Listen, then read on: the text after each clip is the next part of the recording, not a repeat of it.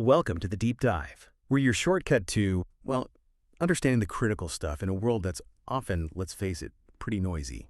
Today, we're peeling back layers on something unsettling, deeply unsettling, but also undeniably real. It's that silent, constant struggle for power. You see it everywhere in how we talk, who gets ahead at work, even who gets remembered by history. Who speaks first? Who gets that promotion? Who controls the story? None of this is random. It's all part of a hidden game, a game with rules most people don't even know exist. And honestly, not knowing the rules is probably the biggest risk you can take. So we're diving headfirst into the shadows today. We're looking at what some call the forbidden playbook. It's really controversial, but you can't deny its influence. Text, the 48 Laws of Power. And look, this isn't just some book. It's more like a survival manual, distilled from centuries of strategy. We're talking Machiavellian princes, cunning generals, powerful CEOs, even master con artists. But let's be clear. Our goal here isn't to say, go out and use these tactics. Not at all. It's about awareness. Because once you see these laws, once they're pointed out, you'll start recognizing the patterns everywhere. It genuinely changes how you see things. That framing is absolutely crucial. The language around these laws is often quite stark. Dark, brutal, dangerous. And yes, they're often about strategic advantage, sometimes, frankly, at someone else's expense. But just ignoring them, pretending these power dynamics aren't real, that leaves you vulnerable, really unprepared. So our mission today is simple. Extract the core insights. Give you a lens to see these power plays for what they are, not so you can blindly copy them, but so you can spot them, whether they're being used by you, maybe unconsciously, or against you. This deep dive is really about understanding influence and, honestly, self-preservation in its rawest form. Okay, let's get into it. The foundational stuff. We're starting with laws 1 through 10. Think of these as the basic survival kit. Rules to stop you from, well, becoming collateral damage in this power game. And the very first one, it cuts deep. It's especially in today's world where everyone's trying to stand out. Law 1, never outshine the master. The core idea is pretty stark, isn't it? Basically, your own talent, your brilliance, it can actually be your downfall if it makes the person above you feel insecure. Or worse, replaceable. Think about Nicolas Fouquet, finance minister under Louis XIV in France. He threw these incredible parties, showed off his capabilities, but he made the king look, well, less impressive. His reward for being so dazzling. Lifelong imprisonment. That's a pretty extreme example of messing up the boss's ego. It is extreme, but illustrative. Or think about the modern office. The brilliant junior exec, right? Always has the perfect strategy, always making the manager look a bit slow. However, does that person suddenly get sidelined or just disappear from the company? Happens all the time. Yeah, and what's fascinating, or maybe insidious about this law, is how much it goes against what we think we value. Like meritocracy, we're told, shine, show your worth.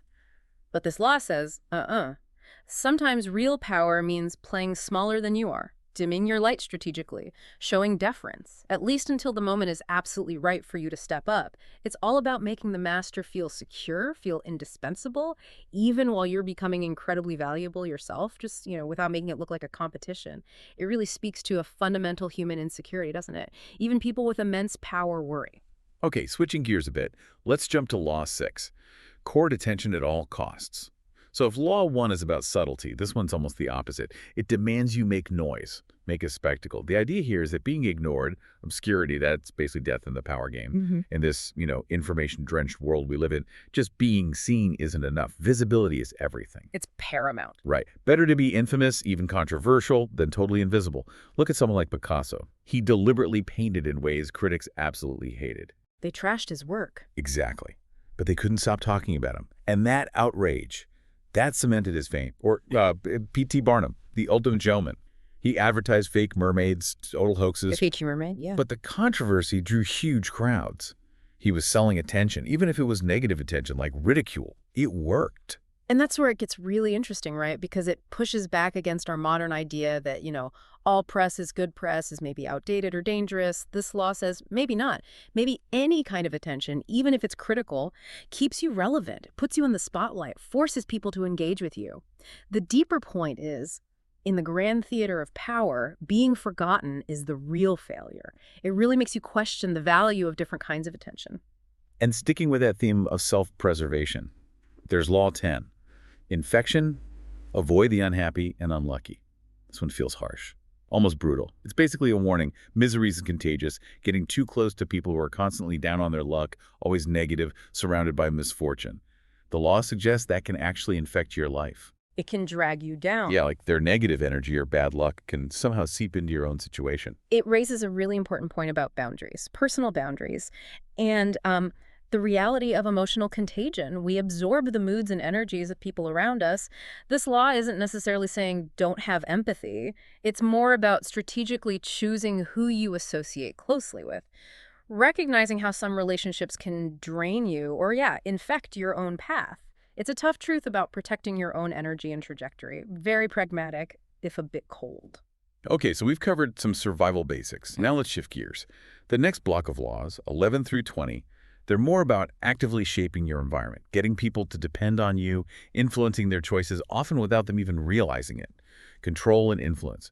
Let's dive into Law 13. Appeal to self-interest, never loyalty. This one just cuts right through any romantic ideas about why people do things.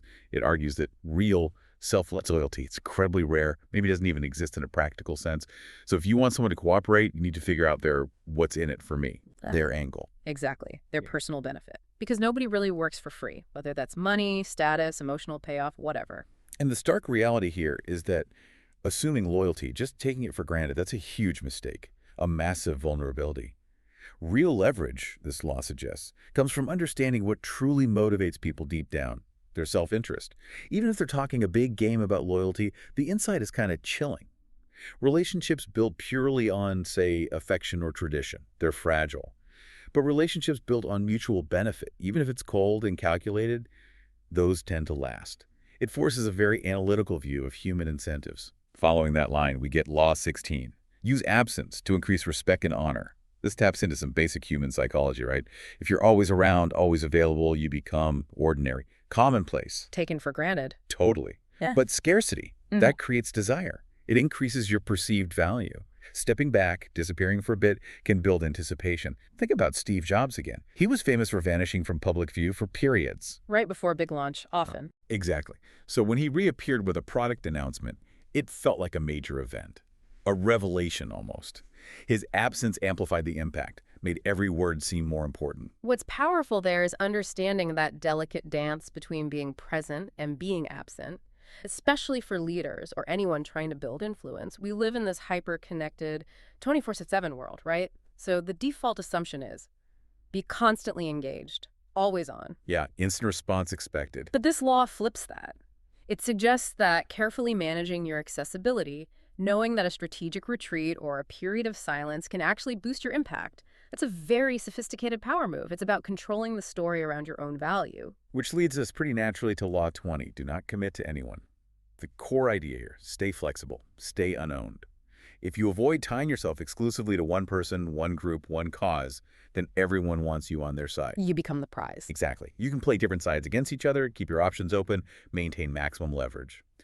Commitment, in this view, is like stepping into a cage. This really pushes back against the social pressure we all feel, to pick a side, join the team, declare your allegiance. But the deeper insight is that optionality itself is a form of power. Staying uncommitted means nobody else gets to define your position or limit your moves. You can adapt faster, pivot when needed. It's all about guarding your freedom to maneuver. All right, moving into the next section, Laws 21 through 30.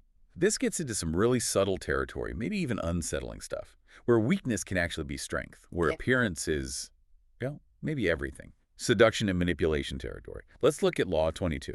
Use the surrender tactic. This is fascinating. It completely flips the script on never give up. When you're clearly outmatched, going head-to-head is just suicide, strategically speaking. So this law says, retreat. Offer a kind of tactical surrender. It throws your opponent off balance. Disarms them psychologically. It buys you time, lets you save your energy while they maybe overextend themselves or get complacent. The key is, it's not really giving up. It's a calculated step back so you can regroup and plan a much smarter counterattack later. And the genius of it, psychologically, is how it plays with expectations. Your enemy expects resistance, right? A fight, when you offer surrender, even if it's just temporary or tactical, it disrupts their whole plan. It sows confusion, they might lower their guard, so you're turning what looks like a defeat into a strategic pause. It reminds me of martial arts, using the opponent's own force against them. It's definitely a long game strategy. Patience is key. But then, almost as the opposite side of that coin, you have Law 28. Enter action with boldness. This law is blunt. Hesitation kills more opportunities than mistakes ever will. Yeah. Being bold, acting decisively, it projects confidence. It creates an aura of authority around you. And often you win just by moving first and moving with conviction. Think about it. How many times have you hesitated? We all have. Yeah, weighing all the pros and cons, analyzing everything. And then someone else, maybe less prepared but way bolder, just jumps in and grabs the opportunity. And a critical point here is that the appearance of confidence can be just as effective, maybe even more so, than actual certainty. When you act boldly, with unwavering conviction, even if you have some doubts deep down, you often pull people along with you. They assume you know what you're doing. Exactly. You project mastery, and that perception can literally shape the outcome. It's a powerful reminder. Perception often creates reality in these situations. Okay, now we're getting into how perception becomes reality, how you can control narratives, control outcomes, and the art of reading people to get an edge. This section, laws 31 through 40. This is where reputation management becomes almost like theater and deception, a carefully written script. Let's uncover Law 33. Discover each man's thumbscrew. Chilling name, right? It's definitely unsettling. But the concept is incredibly powerful and probably true. Everyone has a weak spot, a hidden vulnerability. Could be a fear, a secret desire, a deep insecurity. Finding that thumbscrew, that specific pressure point, that gives you immense leverage. It means you don't need brute force. Think about a skilled negotiator. Maybe they notice the other person tenses up whenever family comes up. A subtle cue. A very subtle cue. Then, a casual, well-timed question about their kids maybe, and suddenly the whole dynamic shifts. Aggression melts away, vulnerability shows. That's the thumbscrew. Zooming out, this law really underscores a fundamental truth about power. It's often not about physical strength or loud demands. It's about deep psychological understanding, observing keenly, listening between the lines, identifying those hidden levers in someone's psyche. It requires real emotional intelligence, albeit used strategically. It pushes you to look past the surface and understand what truly drives people, what they fear, what they crave. And following that, Law 37. Create compelling spectacles. This law basically says, forget dry logic. Logic convinces almost no one, not really, but a dramatic gesture, a powerful story, a visual spectacle. That grabs attention. It bypasses reason and makes people feel something, makes them believe. Steve Jobs, again, the master of this, pulling the first MacBook Air out of a simple manila envelope. The gasp from the audience. Exactly. That single image was pure theater. It created instant desire, drove sales way more effectively than just listing specs would have. It was unforgettable. And the takeaway for, everyday life, for your presentations, your pitches, even just how you tell a story. It's a stark reminder that we're often swayed more by emotion, by drama, by a compelling performance, than by cold, hard facts alone. Presentation matters a lot. And then there's Law 40. Despise the free lunch. Such a simple phrase, but a powerful warning. Anything offered is free, any gift or favor, especially from someone powerful, it's almost never actually free. There are always strings attached. Always. Hidden obligations, unspoken expectations. These things create dependence. They subtly shift the power balance towards the giver. It plays on our desire to get something for nothing. The bigger picture here is the need for, frankly, a healthy dose of skepticism, especially towards generosity from people who might have an agenda. It forces you to look really closely at every transaction, every offer, every favor. What's the hidden cost? How does this subtly indebt me? It's a reminder that even kindness can be a strategic tool, sometimes designed to trap you later. Be aware of the unseen dynamics. Okay, we're reaching the end game now. The final set of laws, 41 through 48. These are about true mastery, ultimate defense, long-term power, adaptability, and maybe most importantly, knowing when to change course or even stop playing a particular game. Let's look at Law 44. Disarm through the mirror effect. This is fascinating. When someone attacks you, verbally or otherwise, the instinct is fight back, right? Defend yourself directly. This law suggests something different, something more subtle. Mirror them. Reflect their tone back. Repeat their words. Even subtly mimic their posture or flaws. It's incredibly disorienting for the attacker. Exactly. It confuses them, irritates them. They end up essentially fighting their own reflection, which weakens their attack. Think of a former FBI negotiator, Chris Voss. He talks a lot about mirroring. Yeah, repeating the last few words someone says. Right. He'd calmly repeat key phrases a criminal used. It wasn't aggressive, but it totally disarmed them, made them reveal more, broke down their defenses. What's so effective about it is how it taps into basic psychology. We're drawn to familiarity, but we're also deeply unsettled when our own stuff is reflected back at us neutrally. It bypasses rational argument. It's a non-confrontational defense that uses the opponent's own energy against them. They basically tie themselves in knots. It's like psychological judo. Very subtle, very powerful. And finally, maybe the ultimate law, the capstone, Yeah. Law 48. Assume formlessness. This law sums it all up. Rigidity is weakness. Yeah. Predictability gets you exploited. So the most powerful state, it's being like water, fluid, unpredictable, able to flow around any obstacle, adapt to any container, constantly changing shape. Think about businesses. Like Netflix. Started with DVDs by mail, saw the future, shifted seamlessly to streaming, then saw another shift, moved into making their own content. While Blockbuster stayed rigid. And where are they now? Yeah. Exactly. Netflix adapted, stayed formless. Competitors who clung to their old fixed shapes, they broke or just faded away. So what's the core message here? The most resilient, the most powerful form is having no fixed form. It means constantly reinventing yourself, your strategies, being willing to let go of what worked yesterday if it doesn't work today. It ensures you can't be easily defined, can't be cornered, can't be predicted. And if you can't be predicted, you can't be easily defeated. Wow. Okay, so we've journeyed through these intense, sometimes really uncomfortable principles of power. We've cracked open this forbidden playbook. And it brings us right back to that big question we started with, doesn't it? Are these laws just evil? Inherently bad, or are they something else? Maybe just uncomfortable truths, objective descriptions of how power actually works in the real world, whether we like it or not. And that's really the point of this whole deep dive. It was never about saying, be ruthless, follow these laws. Absolutely not. It's about fostering awareness, a critical understanding. You don't have to live by all 48 laws, probably shouldn't, but ignoring them, pretending they don't exist, being blind to when they're being used on you. That puts you at a serious, serious disadvantage. These subtle power dynamics, these currents, they're flowing around you constantly, every single day. Think about it. It's happening in your meetings at work. It's in negotiations, big or small. It's even in your personal relationships, your family dynamics, and definitely online, on social media. That invisible chessboard, as Greene calls it, it's always there. The game is always being played.